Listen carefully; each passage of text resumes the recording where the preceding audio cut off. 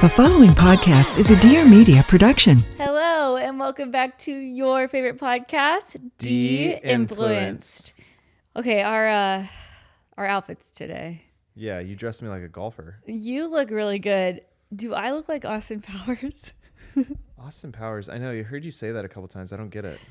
This big, long, checkered cardigan? Oh, yeah, the checkers. You don't think so? No, you look very comfortable. Thank you. Sure. Thank you. I got to the point in this pregnancy where I just ordered a bunch of, have you ever heard of bump suit? No. So Kylie Jenner kind of like made it pop off when she was pregnant, apparently. I don't know, like the ads got me, so I don't know if that's true or not. But there are these, I usually wear Beyond Yoga, but I ordered all these bump suits that are like basically colored bump suits. Yeah. And they're so soft. And so now I think I'll just be wearing these for the rest of my pregnancy. I can tell you're getting to that stage where you're starting to get uncomfortable. I'm uncomfortable every day. It's harder for you to get out of bed. My right sciatica is like... Yeah, you're rolling a lot. No, you know it hurts when I let you hit the record button. I know. Of this. So I always hit the record button, but I'm having really bad sciatica pains on my right side right now. And so I was like, you can hit the record button. And I usually get pissed when he touches it. Today's a big day, though, because we, after this podcast, are going to an immune specialist, immunology. Yeah, it's a big day for me. What's it called? What's the specialist called? So she's actually an allergy and immune specialist. Immune specialist, yeah. Specialist. Her name's Dr. Jane Lee, which I'm like, how many Dr. Jane Lees are there out in the world? There's probably a bajillion, but I'm going to see one of them. But why are we going? Give them the facts. Okay. So this is actually kind of depressing and something I haven't really talked about because I don't really want people's opinions because I'm like, nobody's going to really know what's going on until we get the blood work. And I don't know. They called that gallbladder attack like faster than any doctor out there. True. I mean, true. I'm like, it's heartburn. They're like, no, that's your we're not gallbladder. endorsing that you should crowdsource your medical information, but it like kind of hits. Like they kind of know. No, I know, but this one is like so much. There's so much that goes into it. Right. Like, so anyway, when I look back at 2024, out of the, let's see, we've had 11 months out of 2024. Mm-hmm. And out of the 11 months, let me see, 1, 2, 3, 4, 5, 6, 7. 7 out of the 11 months, I have had the flu. Mm-hmm. And which is just not normal. And it usually switches from influenza A to B to A to B. I got COVID one time this year. And yeah, so I just have been sick a lot and I'm usually out for like a week, but then I just push through and I get my Tylenol cold and flu and I move on. But this started before I was pregnant. Now, the only thing I was looking back, and so I also was looking at 2023. In September of 2023, I had bronchitis. October, I went to the hospital for low blood pressure and I had a UTI. But anyway, when I look back at 2024, in January, I got my boobs done. Mm-hmm. And that's the only thing that like I can find any correlation to the increase in sickness. What's it called? BII? Breast plant illness, BPI. Yeah. So sometimes because it's a foreign object, it can trigger like an autoimmune response because your body can't fight the other things going on because it's fighting these foreign objects. Apparently, that's what Ellie told me. I also know 99 girls that have their boobs done. So I'm like, why would I be the one? But I've never gotten this sick this often in a year before. Yeah. And it was before my pregnancy because I actually didn't find out I was pregnant till like May, right? In London. Mm-hmm. And so. Yeah, it can't be correlated with pregnancy. Yeah. So, and then every time they've done 2 immunology panels where they look at your blood and they look at your blood cell count and red blood, white blood cells. And every time I get anything done, I even did a full body scan, remember, with that imaginary vision, whatever. And there's nothing ever wrong. I'm always healthy. Ovarian cysts. I've had ovarian cysts for 15 years. Yeah, they always bring up the ovarian cysts. They're like, yeah, you have a spot on your ovaries, but I've always had that. So anyway, we're going to this doctor today. I'm feeling hopeful, but you know, I didn't realize. So we also both got the stomach bug this week, and you know, it was election night, and I had a lot of plans with my friends to watch the election, and so you were very sick, and I was very torn because I was like, oh, it's election night. Like, I know we all want to watch you it weren't together. that torn. I was like, you can go. You're like, okay. Well, so what I realized is that when I left and I went and hung out with my friends Ellie and Janelle were there. I know they didn't want me to come. Well, there's no way. I mean, I know. you were out, but I was not sick yet. I would never have gone if I was that sick. I was not sick, and I had my shirt over my nose every moment that I talked to you that day because I was like, I don't want to be sick for election night. But when I went over there, just for election night. Well, when I went over there, they were like, "You're not at home, like with Dani. Like, is she okay?" And I realized how bad and severe this issue was when it's like you being sick is just like a Tuesday. I know. Like I was like, oh. Like it just has become so commonplace for you to be sick that I was like, oh no, like she's good. Like she'll be fine. No, I mean, to be honest, I don't even tell people like 50% of the time. I only tell people if I have to like cancel something. No. But like I don't even tell people anymore because and when I say don't tell people, I mean like my friends. Cause like typically if you're sick, like you tell your friends like, can you pray for me? Like I'm sick. No. I don't even tell people anymore because I'm like, I literally would be texting them like every other week. You were in the emergency room and our friends didn't even text us. Like they were just like, oh, they came to, you know, Stella's birthday the next day. They're like, that's how I looked at you in the car the other day and I go, I have a sick wife. Like my wife is sick. Like the frequency is pretty out of this world. But what really scared me about Tuesday night was I was talking to, I think it was Devin and Janelle and then Ellie was there. And your friends are really worried about you. I just want you to know that. They deeply care, but they also, Ellie thinks you're incredibly stubborn. And I was like, what, Ellie? I was like, you're like a naturopath. Why don't you tell Dani this stuff? And she got like very feisty and she was like, oh, don't even. She was like, I talk to Dani all the time. You have to catch her at the perfect moment. Like I'm always having to like upsell her on all of these things that like I do. I started taking the garlic pills. I started taking them and I still got sick. But she thinks this problem goes way deeper than garlic pills. Well, then what is it? Is it in my soul? Is it stress? My mom called me this morning. She's like, I think you're stressed. And I'm like, I'm not stressed, Mom. You're stressing me out. Oh, what time did she call you? Because I think she called me before that. Let me tell you something about me this year. I am not stressed this year. Yeah. Like I told her that. I know when I'm stressed. 2020, 2021, I was really stressed. I have been canceled multiple times. You know what that stress looks like. I literally like can't even function. I am not stressed this year. Yeah. Like I'm not stressed and I'm not depressed. Like I know when I'm also depressed. And yes, I was depressed that at the very beginning of my pregnancy. Yes, I will admit. Cause being depressed, like I know because I think about death. So yeah, sure sign.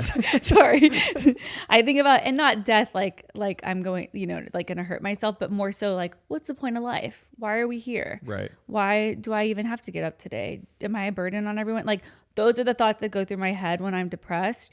That's not where I'm at right now. Right. So I'm not stressed or depressed. So we can cut those out. My mom is like really bothering me with those conversations.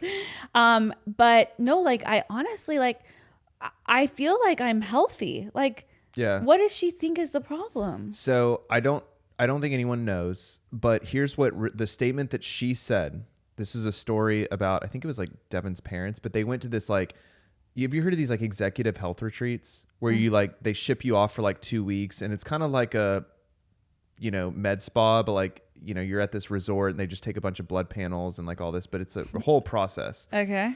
So his parents did it, and it was after I think they went through a really stressful season in life. And basically after getting all of these like, you know, tests done and the stress associated with that season they went through, they told Devin's parents like, yeah, this probably took about 8 years off of your life. Like the amount of stress that you went through. I believe that. And so what really 2020 probably took about 10 years off my life. That's what really got me paying attention. And I was like, because Ellie was very concerned. She was like, I feel like Dani is so sick that her body is like taking years off of her life.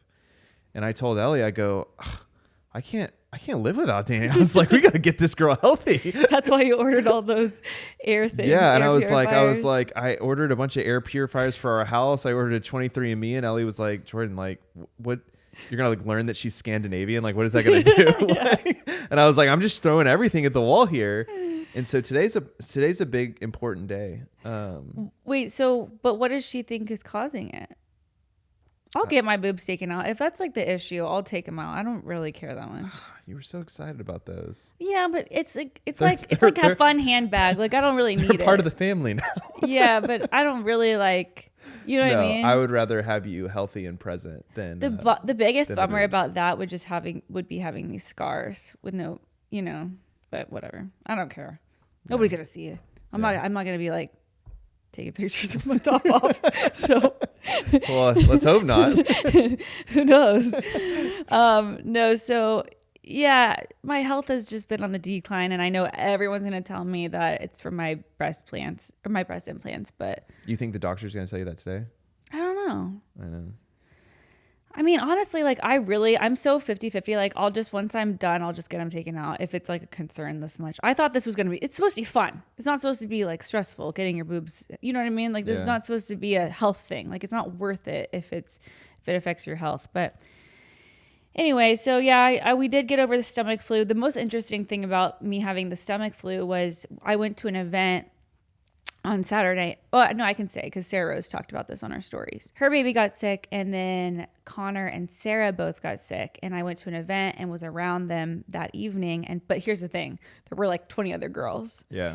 And they texted on Monday, said, "Hey, is anyone feeling sick? Baby was sick. Now we have the stomach bug. We've had it for 24 hours. It's brutal." And everybody's like, "No, we're good. We're good." I mean, like all the girls. And I'm like, "Yeah, no, I'm fine." Tuesday, I'm throwing my guts up in the morning. Yeah. I'm the only person that got it. And I didn't even sit next to her at the table. I was across the room. I didn't share any drinks. Actually, everyone was like holding baby Kaden and I didn't because I had to go home early. Yeah. And so I left early. Like, I don't know. It's like I have no immune system. No, you really don't. It's like I'm just like I absorb everything. Mm-hmm. So anyway, then I got it. You know what's so funny is I actually don't know if I got it. Like, I can't tell if it was the stomach flu or that I ate quite a bit of carrot cake on election night. Because like it really didn't hit me until like 2 a.m. in the morning. I don't think that you had the same thing as me, but let me ask you this: did you have aches? No, I was just so tired. Okay, babe, you didn't have what I had. That's so annoying. I knew you didn't. I knew you didn't. Yeah, I faked it. I just wanted to sleep in for the day. No, but I knew you didn't because like the way you would pop out of bed and get in and out of bed and like you weren't like throwing up or your tummy didn't hurt or any of that. I had issues. Okay. Yeah. Well, then maybe. Yeah. Maybe you did. I don't know. Because I had issues. Yeah, so I went on the brat diet. Bananas, rice. What's that? Brat like Brat Summer, but Brat diet. Yeah, gotcha. Bananas, rice, applesauce. I feel like Brat Summer lives on. Gen Z podcast producer says yes. Yes. And the T stands for toast. But I had like a lot of crackers too. Yeah. But then, should I even tell what happened yesterday about my health? Honestly, I don't even need to tell y'all. Should I even tell them what happened yesterday? Yeah, tell them. Well, I had another gallbladder attack. Oh, yeah. Yeah, it's old news. Like, just if you're looking at me, just know I'm sick. Again, so we were at Divi's office. Like, we have the most important. We have a huge important meeting, which we'll tell you guys about. And all these new people are in the room at Divi, and everyone's like, "Where's Dani?" And I go, "Oh yeah, she's downstairs. She's walking off her gallbladder attack." And they were all like, oh, "Is she okay?" And I was like, "Oh." Yeah, no, it's not a big deal. It's like a heart attack, but not. And then, but it's so normalized to me. I'm literally calling an Uber to take me to the hospital. Yeah. Like I'm literally like, and then because I don't want to cause a scene, we had these people flying from San Francisco, this big meeting. And I don't want people to be like, "Oh my God, we're so worried about her." So I just go downstairs and I'm on the phone trying to get a hold of my doctor for an hour and a half, almost 2 hours. Gets to the point where I'm in so much pain. I'm like, I text Jordan. He doesn't reply because he's meeting. So then I text our HR girl. I'm like, "Hey, can you tell Jordan I'm going to go to the hospital?" And she's like, "Yeah, sure." I'm like, thank you. I'm like, oh yeah. Everyone say bye. Dani's headed to the hospital. Like it's all just sounds like a Wednesday. It's just another day. Oh man. Yeah. So anyway, to health, wealth, and happiness. Yeah. Should we go into like kind of our big announcement? I feel like maybe we should. It's been under the radar since June. Yeah, people have been wondering, why has Jordan been wearing so many suits lately? Because, he either dresses like a 17-year-old Cali boy, which I do want to read you the poll results. Do you ever watch my stories anymore? No. Okay. Sometimes. I know. You didn't watch my stories on Halloween, and it really hurt my feelings. I thought they were so great. Babe, I believe your stories are great. I don't watch really. No, they're not always great. It's okay. They're not always great.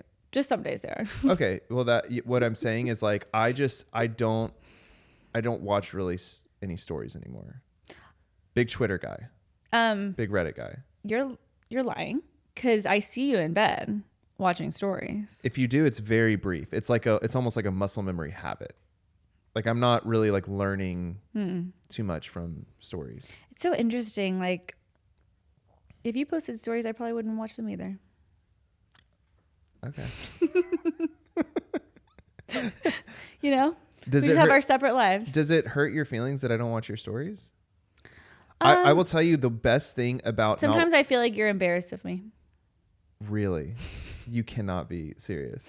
Sometimes I feel like you're like, oh, the stories aren't good because I'm not in them anymore. That is so you. That is so you to like spin this weird ace narrative in your head and believe that. That is so freaking you. What I literally was about to say. I feel like if my stories were good, you would watch them every day. Oh my gosh, this is so you. I was literally about to say, you know what I like about not watching your stories is I feel like we have so much to talk about. Like I'm like, how was your day? Like tell me about your day. And I don't get the internet version. I get like the real version. Like I feel so much more connected to you by not watching the story version of you. Okay, I'll take it. I'll receive that. That's truth. It's sweet. It's truth. So, going back to the poll I did this morning, I used to really. I will say, can I tell you one story about stories? Okay.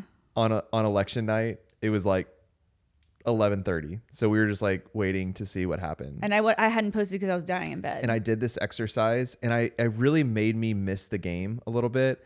I did this exercise with Devin and Janelle, where we would open up. I'm not gonna say who, like different influencer couples, like Instagram stories.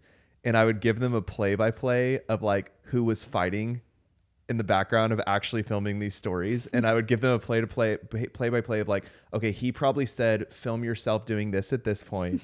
And like, he handed her the phone at this point. And then I think he wrote the text on this slide and she wrote the text on this slide. And we just like gave we gave a play-by-play of like the behind the scenes of like my thesis on like what their actual relationship dynamic was, like creating these stories. It was really fun. Yeah, because we know. I think I honestly feel like I understand the science of Instagram stories on like a level that I could teach a college class on it. I really do believe this. No, I know. And it's so funny because like, Forbes is coming out with all these lists and everybody's TikTokers, but like nobody's really like a story influencer. Like I feel like that's an industry or that's like a little niche that no one has really honed in on. Yeah.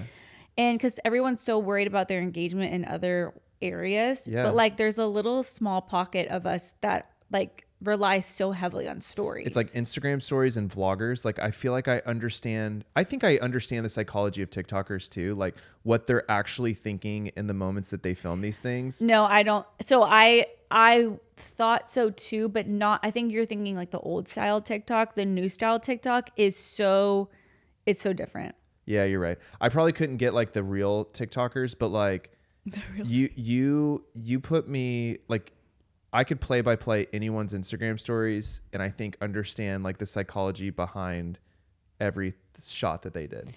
No, I agree with you. Going back to my poll that I took this morning. So Travis Matthews, whatever, sent over a PR box of new clothes for Jordan. I guess for holiday, they're sending out like a bunch of men's clothes. And I was so excited because it's exactly how I want Jordan to dress, which is like kind of like an old man, but like not really. Like, no, this is like a cool old man, you know? And, but like they sent everything over and I was like, there's no freaking way Jordan's going to wear this. Like, I feel aged by about at least 7 years today. Well, and maybe that's good for me. Maybe I need to start. I think it's time. Like, I think when you were 30, 31, I was like, oh, he's cool, he's hip. But now that you're 33, going on 34, it's like you're dressing like a little boy a little bit. But, you know, I still love you and everything. It's okay. But the T-shirts that you're wearing over and over again. Abercrombie. Yeah, tees. Which I do love those tees. And if you wear it like, you know, once in a blue moon, I'm like okay with it. But the everyday look with that and then the jeans and they're the Nikes. They're called everyday essential tees. I have them in every color. But they even have like a little distressing on them, which is just a very casual, laid back look. And like we're doing things a little different these days. Like, you know, like you're having calls with the mayor. Like I feel like, yeah. You know, Yes. Just like. So the distressed tee I wore to meet with our PE partners is not a good not move. a good look, and you wore it yesterday. See, I thought I was just being like cool. No, it's cool, fun founder. Yeah, see, no. To me, it's just like, oh, now he's stuck. Like that's the vibe. It gets like, oh, he's stuck. He can't get out of it. It's not like coming across as fun or what's the word? It's humble it's anymore. Like lame. Yeah. Yeah, it's like, oh, he doesn't know. Okay, but here's my question. Because here's the thing. I think that style in and of itself like people have evolved out of that. You know what I mean? So even like the cool kids aren't wearing that anymore. So you're wearing like, do you know what I'm saying? Oh man, that's hard to hear. I know what you mean, and that is really tough to hear. That would be like me like still wearing Jinkos or like True Religion jeans. Yeah. You know, it's like Hey, don't hate on the True Religions. Some people still love those. We've already talked about this, but yeah, I get what you're saying. It's like you're so out of style, but you don't know it. And so it's not like ironic anymore or like cool. It's like, it's actually just chuggy. It's like, yeah, that's a good word for it. Chuggy. Dang. How does that happen so fast? Well, because I do think with age, like there are clothes that are age appropriate and like you can't go too far back. And if you go back, you can just touch into that space. But like you really just shouldn't be dressing that way. Like if my mom was wearing Brandy Melville, we'd have a problem, you know, even if it fit her and she looked great and it was flattering, it's just like not appropriate. You know what I mean? Do you think that you're like pretty up with the trends in terms of like fashion? Look at me. I look like Austin Powers. I'm also pregnant. I'm just trying to get by. No, it's hard to keep up with culture. I think I have a good eye for it, but I don't think I dress like that. Like I dress like a slob. Bam. I shouldn't even be talking right now, but you're like my little trophy husband. So I'm trying to make you look good. Well, maybe we can like collaborate on this a little bit more because I just don't. I mean, I'll wear this today because I'm too lazy to change, but I'm not. But here's the thing: my point with this whole thing, going back to the poll that I took, like I feel like a dad. I just feel like a dad right now. You are a dad. You're gonna be a dad of 3. What's wrong with that? But we can work with this. I think like the shoes are probably a no. Yeah, the shoes. He's like, those are my favorite part. They're comfortable. Like, they're so comfortable. But what do they used to call these, kicks or? No, those are Travis Matthews. Oh, I know, but I mean, they're not bad. They're not bad. They look like dad shoes. We can work on it a little bit. What really got me, do you have the belt on? I have the belt on. Dude, people rail on me all the time for not wearing belts. I always thought I was like fashion forward. No. But everyone comments, they're like, oh, you're a no belt guy. And I was like, yeah, I just don't like them. Okay. So I did this poll and I put the picture of you in your classic outfit. And then, so Callie Jordan and then Dad Jordan, I did a poll and that seems pretty split. It's about 60% like Dad Jordan and 40% like Callie Jordan. Hey, I'm not here to play to the masses. I'm talking about not putting fluoride in drinking water. I mean, the masses will come and join me, but like, sounds like I should be playing to my base here. Here's the thing though. We're going to find a good middle ground. Okay. We're going to collaborate. I think we should go to Suit Supply. I feel like Suit Supply, you cannot go wrong. I feel like any male listening to this podcast, which is like 3, they know. No, I'm so over Suit Supply. Like, I want you to try some new brands. You should see the other stuff that Travis Matthews sent over. Okay. This was the most like traditional classic one I could get because I was trying to really push you to the extreme. Yeah. The other ones are like cool. We'll play around with it. Yeah. Okay. So yeah, let's talk about our big Divi announcement. So you've been wondering why I've been in suits. Yeah. Back in June.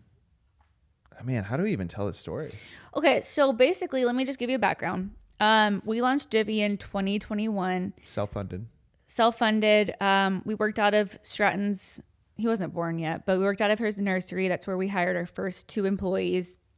And we launched with just our hero SKU, which was our scalp serum that I created with a chemist, essentially. And launched that and really had no idea where this thing could go. And it grew really fast. The first year we did 40 million in sales of just that one SKU. And that was mainly because that was even outside of me. It was like mainly because of the just like the word of mouth, the before and after pictures, people like the testimonies. We've sold 1 million bottles of that serum now. Over a million. I think it's like 1.2 million of those. Yeah. And so did not expect that. Yeah. And so honestly, ever since then, every product that we've come out with since has just been like listening to y'all and like hearing kind of what your concerns are, what your hair problems are, and coming out with solutions for that. So now we have 8 SKUs, which is still like really small, you know? Yeah. It's, but you know, we got into Ulta by Target, on Amazon, and I still have a lot of dreams for Divi. I want to go international. I also want to go more domestic because we actually did this like survey, and Divi has actually pretty low brand awareness. Like if you took, I think, how many people did they take? 1,000? No, I don't know how they ran the survey, but our overall awareness score is 6%. So that means if you take 100 people, only 6 people. So like random people. A Nutrafol is like 80%. Yeah. So if you take like 100 random people all over the country and you ask them, do you know about Divi? Out of 100, only 6 people knew, which is really exciting for us because that means that there's so much more growth that we could, you know, have. And there's some like major cities that I really want to hit, like Chicago and some of the West Coast and East Coast, because we're really like heavy in the middle, but not so much in like the coast. So anyway, we have a lot of dreams. We hired our first CEO this year. In January. And that's why Jordan and I have a marriage again. Yeah. It was really hard. He was CEO for a couple of years, and never again, guys. I think hardest job in the world. Well, I think what we like to do together is we like to start companies and to like grow them from 0 to something, but not like run the company. Yeah, the way I characterized it is like, you know, when you're the CEO, you're responsible for everything. And I'm glad I had that experience for 2 years, but I like where I'm at now. Technically, my role is chairman. Yeah. And I'm like fun uncle. Yeah, like, you get to come in and be fun. Get to come in. I don't have to deal with any of the drama. And I can be like, hey guys, like we should do this idea. Like TikTok shop is popping off. We should work on it. And then like, you know, there's smart people that like actually execute the work. You know? Yeah, which is so great. And so anyway, in June, you said? Yeah, in June we started a process to find they typically call them like growth partners or private equity partners. But can I actually like go back a little bit? Yeah. To be honest, we didn't really start it. I feel like we were approached a lot. Yes. Like my email every single day was like 10 PE firms being like, we want to work with you. We want to partner with Divi. Do you want to sell one day? And I was like, no, I don't want to sell. No, we're self-funded. We don't need you. Da, da, da, da. And then like these emails just kept coming in. And we started having like more conversations. And we were like, wait, these people really know what they're talking about.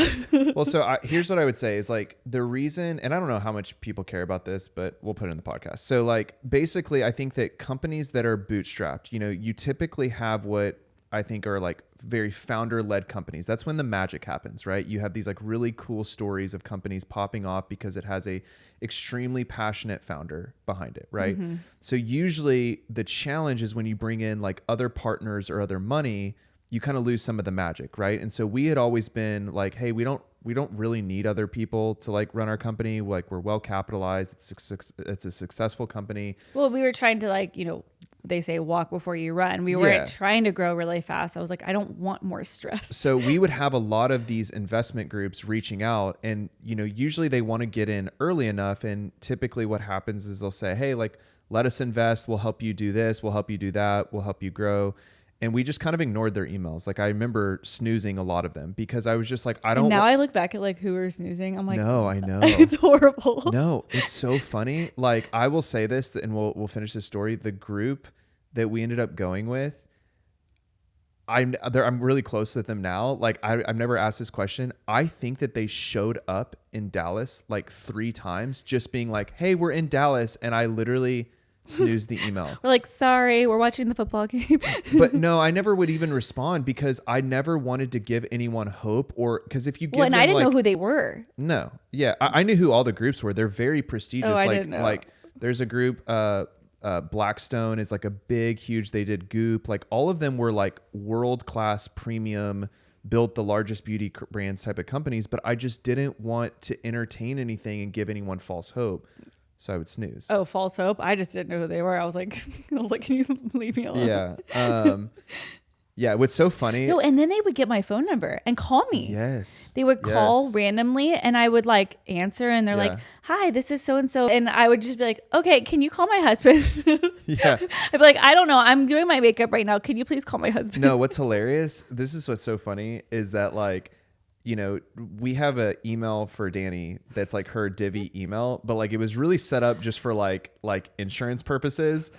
Cause like, no, I use it. You do? I mean, like probably once every 2 weeks. Well, what's so funny is like they would get my email and they would never get a response, and they would just email you, but it's forwarded to me. And so then I would just be like, hey, it's still me. It's me again. We're not looking for capital right now. But anyway, so yeah, we kind of just tried to like leapfrog the whole bringing in investors. But I think that what really changed our tune was like Divi grew so fast and we were so tired as founders that like we really just kind of like needed help, knowing like, okay, if we want this to be a global brand, there's like kind of a mental toll that would take on us by doing it alone. Yeah, for sure. This episode is brought to you by Saks.com, and I am so grateful because it is that time of year again, y'all.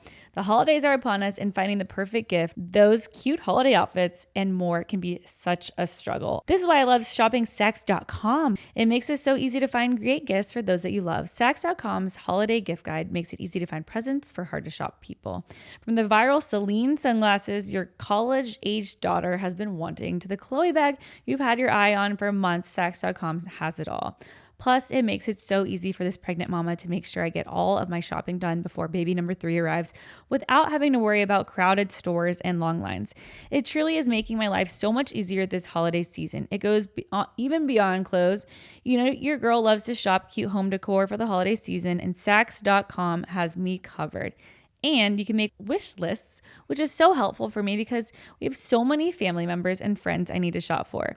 Being able to shop off their list just makes my life so much easier to just get everyone exactly what they want for the holidays. Find gifts guaranteed to bring joy to every hard-to-shop for person this season at Saks.com. Another company we have loved for so long that has made our lives 10 times easier is Thrive Market.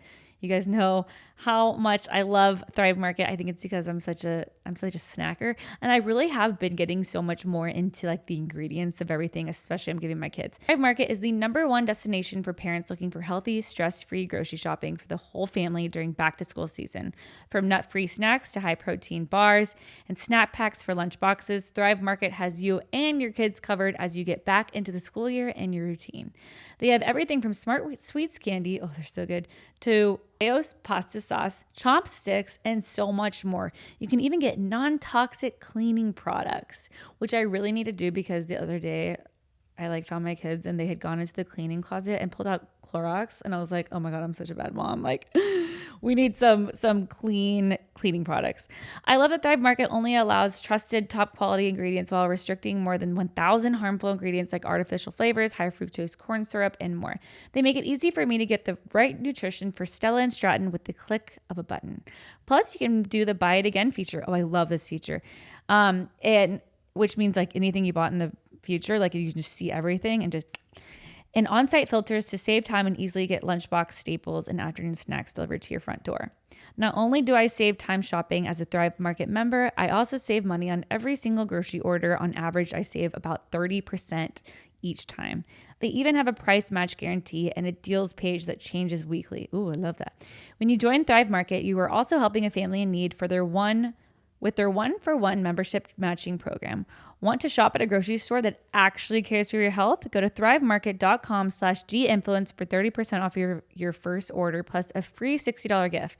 That's THRIVE market.com/dinfluence. And there's a lot of value bringing in people that have kind of done this before, but also it came when like I just knew we were ready.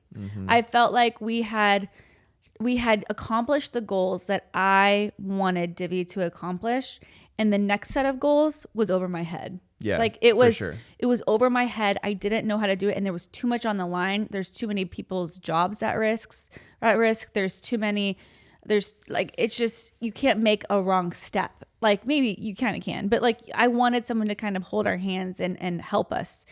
Going globally, if we ever went into other retailers, or just like building our relationship with Ulta, there's a lot of like politics that go into the beauty space too, like that you just don't know how to navigate unless you've done it before. And so once I knew we were ready, I was like, okay, we can start having the conversation, but we're gonna like still maintain majority of our company. It's gonna be a minority partner that comes in that has a ton of experience and can just help us get from point A to point B.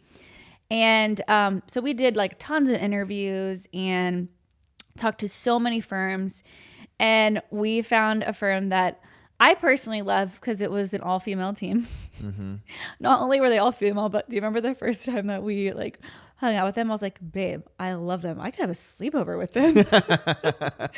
And I'm so sick of like, it can be really hard working with men in the beauty space. Like I remember one of the scientists that we almost worked with was completely bald. Yes. And now we have an all, and like you live and learn, right? And he was a male, and he was not our demo. He had no idea what like influencing was. And it was just so hard to create products with him because I want someone I can like text at like 7 p.m. and be like, hey girl, how's it going? What's the smell? Like, should it smell more fruity? Should it smell, whatever. And that's why we brought in like a female team of scientists, because like I want not only that, but I want these girls to be the ones that like they're creating it for people like themselves too, And so when I met with this team, I was like, not only are they all female, they're also like kind of around my age. Well, not Sonia, but like some of the other girls on the team. And they're like our demo. Like they get it. And they were young and they were so smart. Like one of them went to Harvard, right? No, they pretty much all went to Harvard. They all went to Harvard. No, the other went to Cal Poly. They're all really smart. They're just smart people, smart gals. And so I just felt, I was like, we have some synergy here. Like I can tell not only do they care, but they're the demo. And like, and here's the thing, like it's so fun to work on growing a brand and growing products that you actually love and you actually use. You know what I mean? Yeah. Like I wouldn't want to be working on a brand of like, creating products for like a demo that I don't relate to. And I felt like these girls like got it. And so that was like a huge factor for me choosing our PE group. But anyway, so we went into diligence that only lasted for 45 days, but like the whole process took about 6 months. It was about 5 months. It was brutal. I'm not gonna lie. Yeah. So, I was home sick and pregnant. Like literally I was sick all the time. So that's why you saw Jordan in suits all the time. I'd be at home and he would go off to New York or go to San Francisco or wherever and take all these meetings for me because especially during the first trimester, I was like out.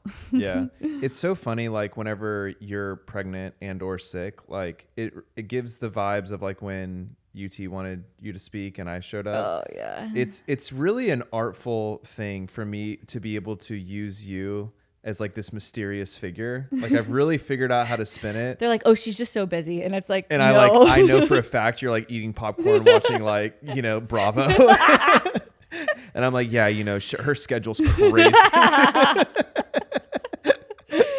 is so true. Yeah, but it's really funny because I mean they're most excited always to meet Dani. And I don't know if that's true. I think it's true. I think they really enjoy talking to both of us. We're both so different, but I think once they get to know me, they are excited, but once they get to know me, they like me. Yeah, just get to know me. Just give me a shot, guys. I don't think so. I think especially because of this podcast, people have seen a different side of you that they really appreciate and they love. Oh, that's sweet. But yeah, so I would say, just for any advice to any founders out there, if you're going to do an investment deal, it is going to be the hardest 3 to 6 months of your life. It was wild. It was if only this whole deal wasn't locked under NDA, I could tell you every twist and turn that happened, because it is it's the craziest story that I've ever lived through. I'm so excited about this one too. I actually just got my new Nanit in the mail yesterday for baby number 3. Speaking of must-have baby items, I want to talk to you guys about the Nanit baby monitor, the best baby monitor ever. You all know we are about to have a full house with a 4-year-old, a 2-year-old, and a newborn, so it is an extra important to me that I have a baby monitor I can trust. My busy moms know it's so hard to leave your babies for work, but with Nanit, I can keep an eye on things at home and check in right from their app when I'm on the go. It's truly given me so much peace of mind, especially as baby number 3 is quickly approaching and things are about to get a little more crazy in the Austin Ramirez household.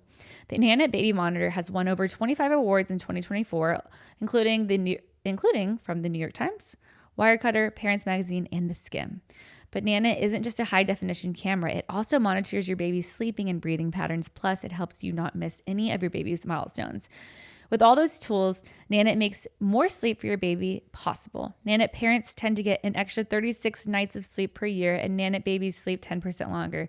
And we all know sleep is so important. So I now have one ready for baby number 3, but I also been using Nanit for Stella and Stratton, and it's just as effective for the toddler age. And let me tell you, we had a different baby monitor. We had multiple before. I actually think I was really stubborn and I was like, I'm not going to do that for a year. And then I got the Nanit. I'm like, what was I doing with my life? It's so nice because I could be out at a restaurant. If we have a babysitter or something, or my Coco's watching them, I can pull it up and do the split screen, and it works even if there's no Wi-Fi, right? It works just like with cell service.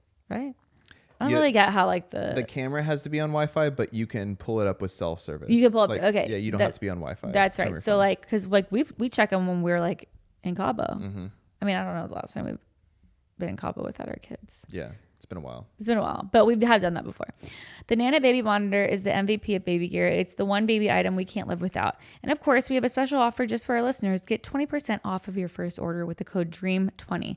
That's DREAM20 at nanit.com, nanit.com. It is that time of year again. The cold is coming, even in Texas, which is why I'm so excited to tell you guys about my recent pajama obsession, Cozy Earth pajamas.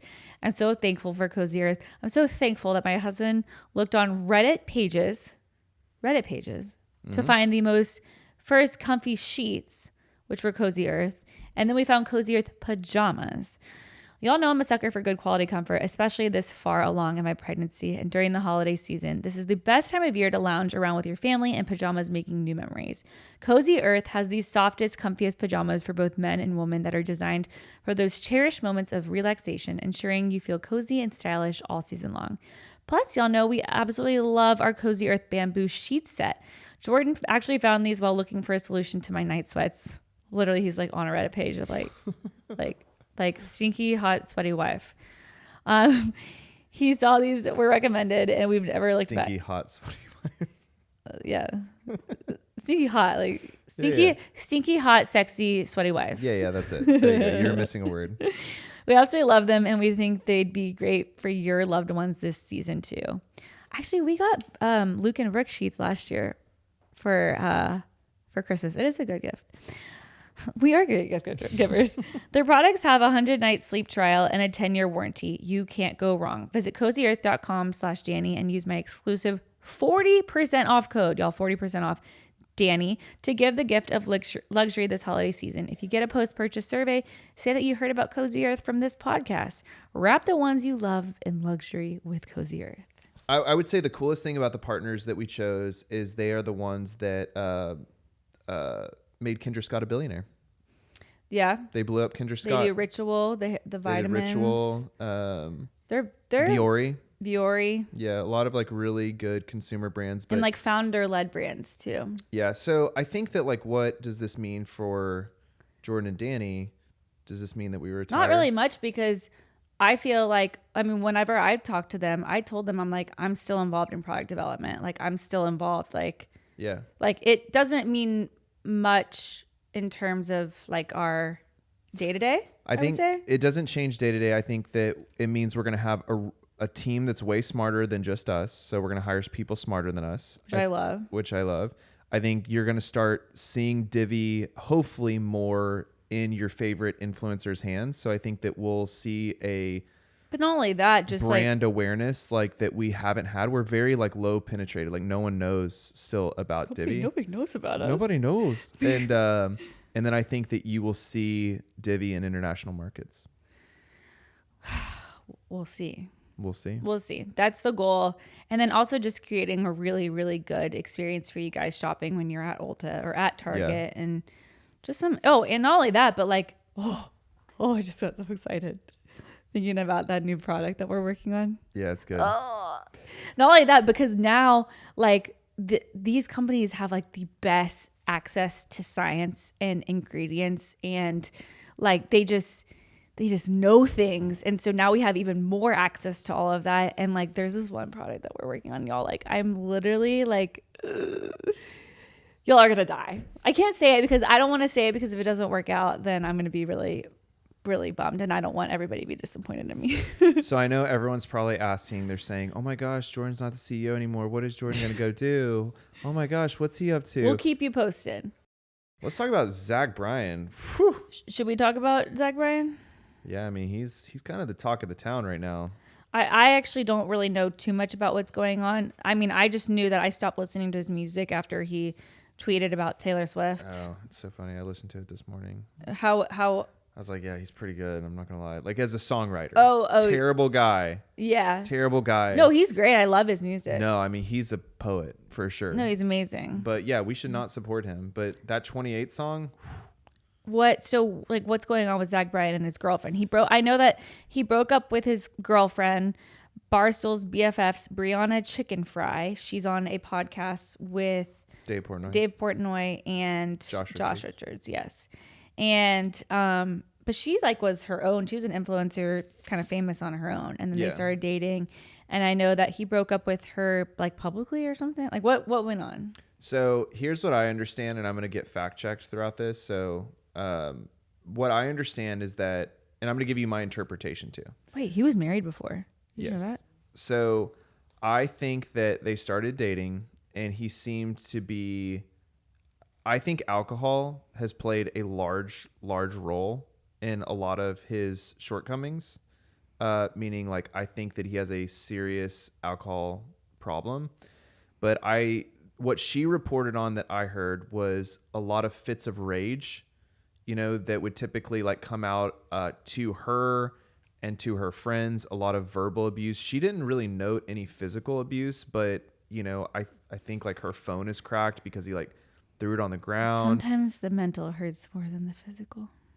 Yeah, no, I mean, I think that that's why she's so torn up about it. But what's crazy about this situation is that he basically broke up with her and then like went online and publicly tried to get ahead of the story the next day.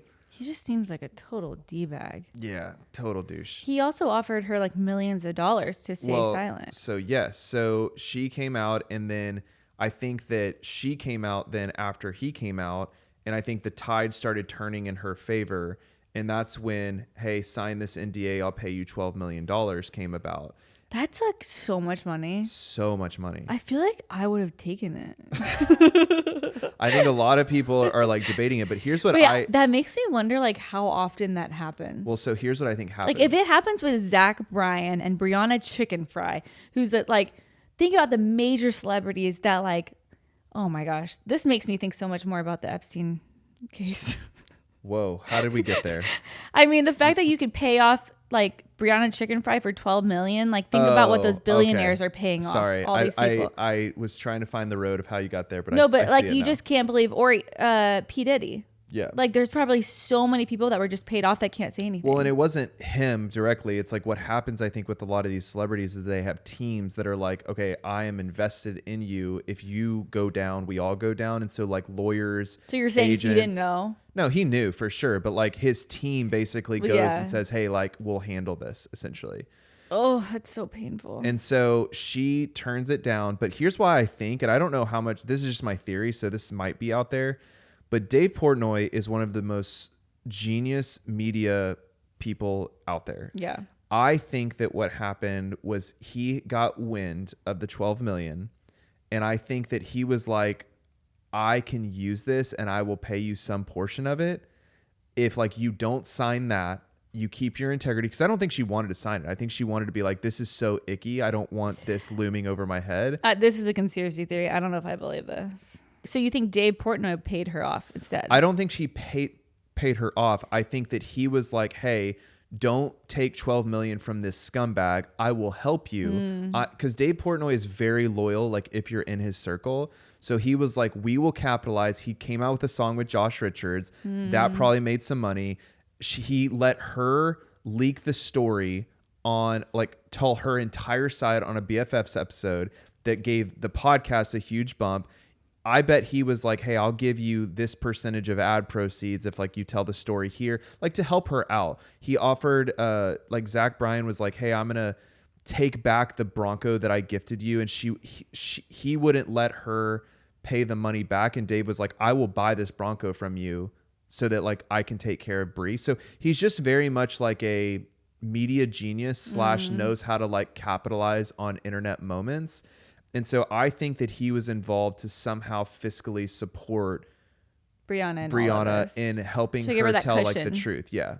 Because walking away from 12 million is crazy. Like that's crazy money to walk away from. That's insane. Right. And but that would make sense. And so she kind of like, I didn't listen to the podcast, but I saw clips of it and it sounds like she told everything, you know, like she was not under any type of NDA, didn't sign it. And so she was like, she went beyond what is already public and just, you know, told the true character of who he is. So my question for you now, and I was reading, it says in our notes that he had cheated on multiple girls, including his former wife. So he's just kind of has bad character.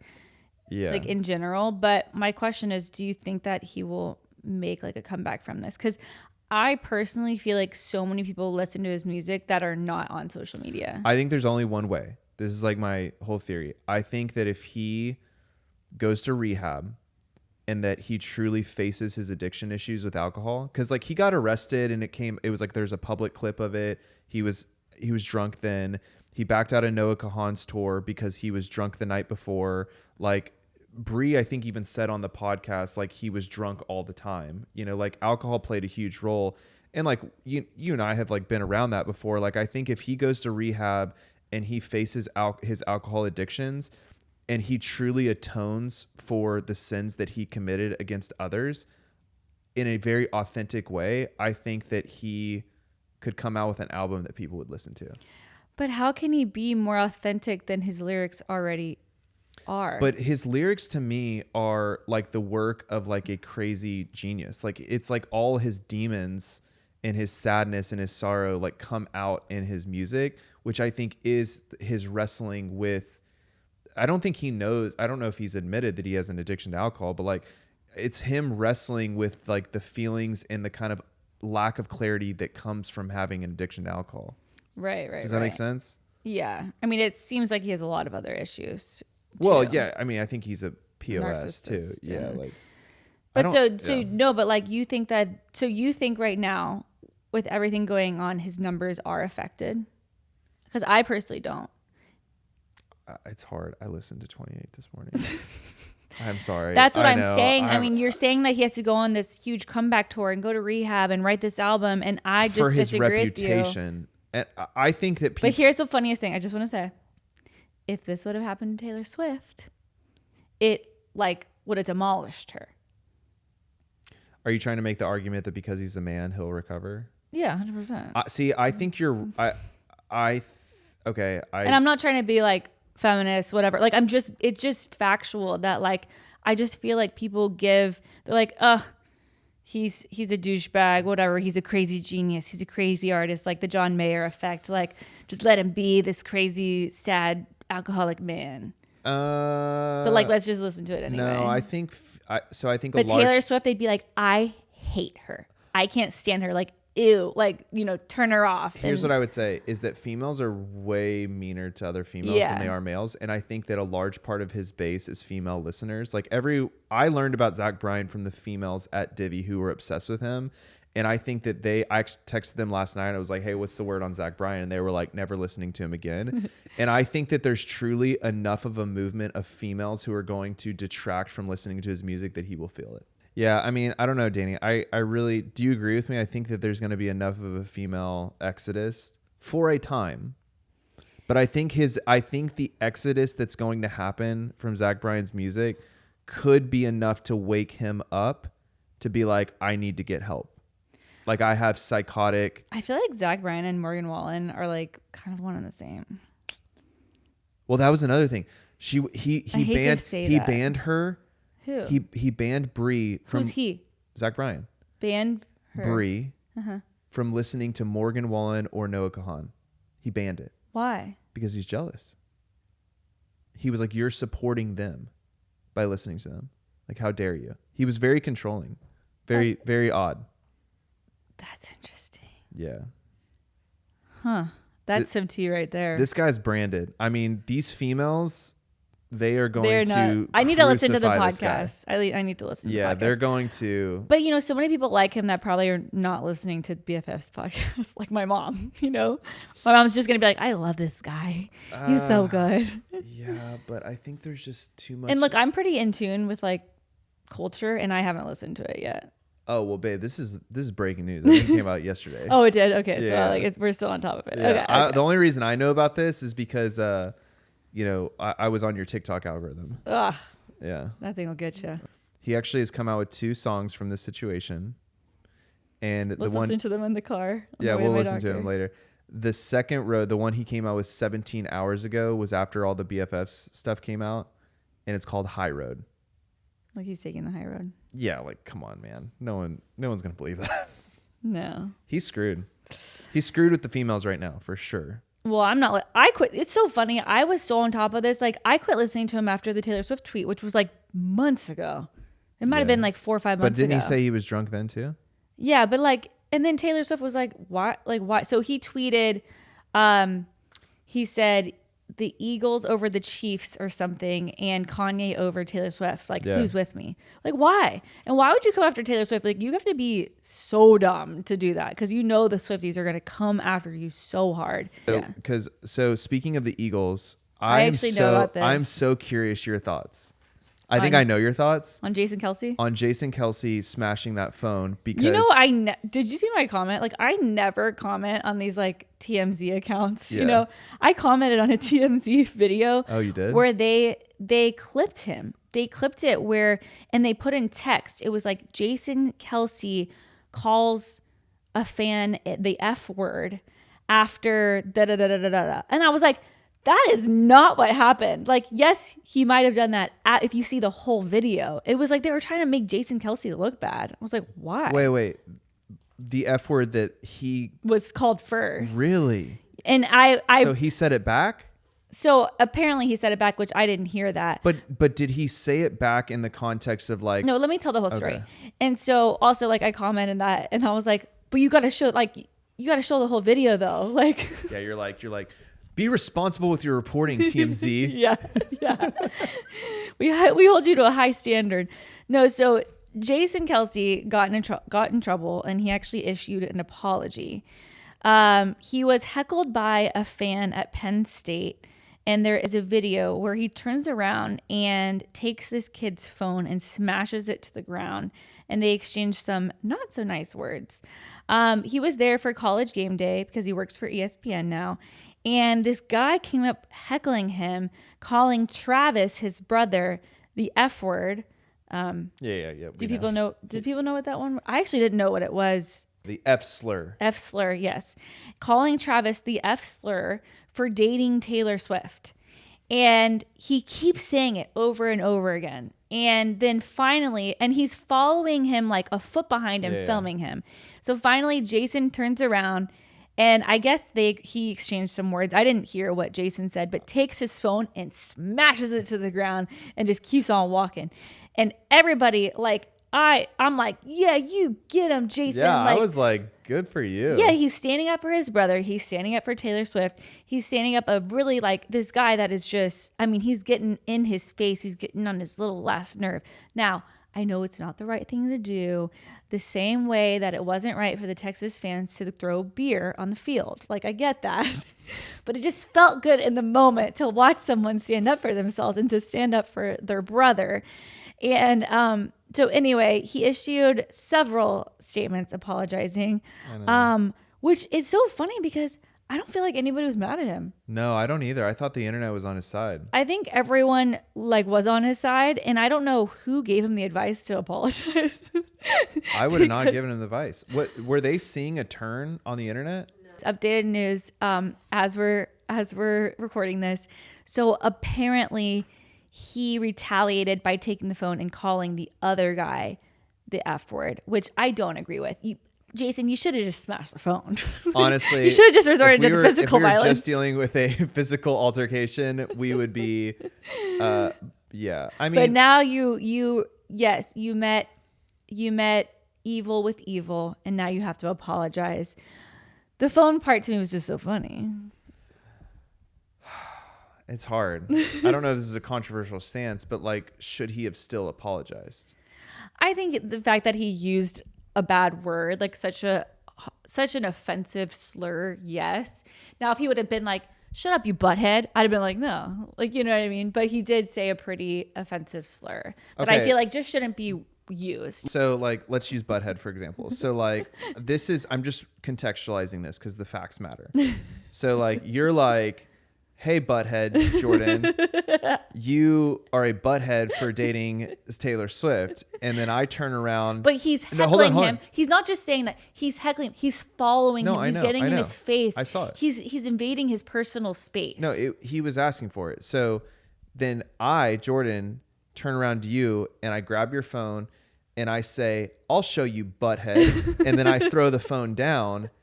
Is that me using butthead in the wrong context, or is that me just saying I'm gonna show you? But butthead is not a slur, like the F word is.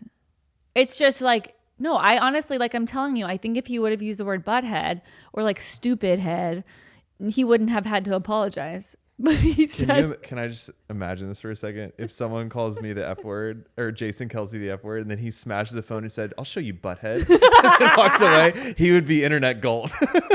Just absolutely internet gold. And that's everyone why, would be like, did he just smash that phone and call him a butthead? That's where he made his mistake. That's what he should have done. That's when everybody would have been like celebrating him, being like, that's exactly like, that's okay. But because he met hate with hate in that, like with that evil word, that's where the apology had to come. And I get that now. I love that he was just carrying a 12-pack this entire time. Oh, he was holding a beer. He was holding like a 12-pack of beer going to college game day.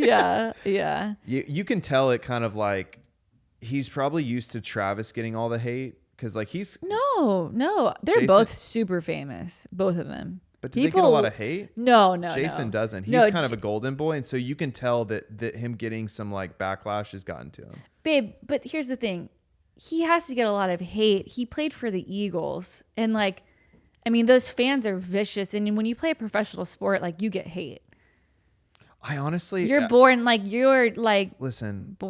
people just trying to like, they want you to lose and fail every day. I'm not endorsing violence, but